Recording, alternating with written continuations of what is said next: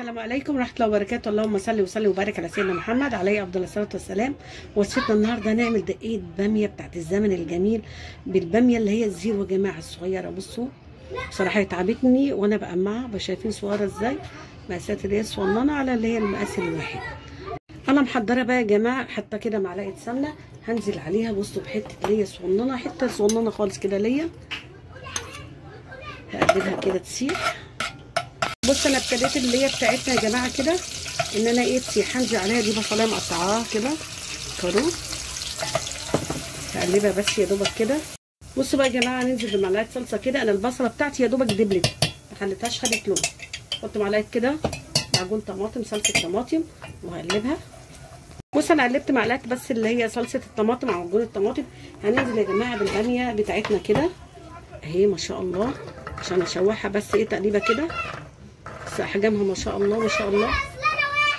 انا نقلت الحله بتاعتنا، يعني نقلت الباميه في حله اكبر لان الثانيه كانت صغيره. شوحتها كده تشويحتين، وانزل بقى بالطماطم بتاعتنا مضروبه عادي زي ما هي كده في الخلاط. بصوا بقى يا جماعه انا هحط حته تومه كده نيه، انا عايزاها نيه. انا حطيت حته التوم وهنزل بقى بالتوابل. انا حاطه عشان هزود شوربه فمش حاطه ملح، شويه فلفل على شويه كمون على شويه سكر عشان طبعا الطماطم بتاعتنا. بصوا بقى يا جماعه انا هحط اللحمه تغلي كده وتتسبك مع مع الباميه بتاعتنا كده ما شاء الله اللهم بارك، واسيبها بقى. كل ده لسه ما زودتهاش في الشوربه. بصوا بقى يا جماعه الباميه بتاعتنا بعد ما اتسبكت في قلب الصلصه بتاعتها دي كده شوربه، ازودها شوربه واشوف لو هي عايزه توابل تاني هحطها. سيبها بس تغلي كده مع بعض. انا محضره معلقه سمنه كده سخنت، هنزل كده معلقه توم يا جماعه.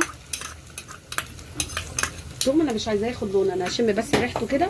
وانزل برده معاه معلقه هريسه كده فلفل احمر يا جماعه، تخلي طعم الباميه في حته تانيه. الطشه دي يعني دقيق باميه. بصوا بقى يا جماعه ننزل بالطشه بتاعتنا الخطيره، ريحتها رهيبه. بس يا دوبك هي انا شميت الريحه بس. هقلبها كده في الباميه واسيبها تاخد غلوه. وباميتنا كده دقيقه الباميه بتاعتنا ما شاء الله. ده الشكل النهائي يا جماعه لدقيقه الباميه بتاعتنا باللحمه بتاعت زمان. مفيش اسهل ولا اطعم ولا ألذ من كده. يعني الباميه الزيرو بتاعتنا بصوا يعني رهيبه بجد رهيبه. انا بصدق ان انا الاقيها عامله جنبها رز بشعريه ما شاء الله. واللي اتفرج على الفيديو بتاعنا عجبه دعمنا لايك واشترك في القناه وفعل الجرس عشان يوصل له كل جديد.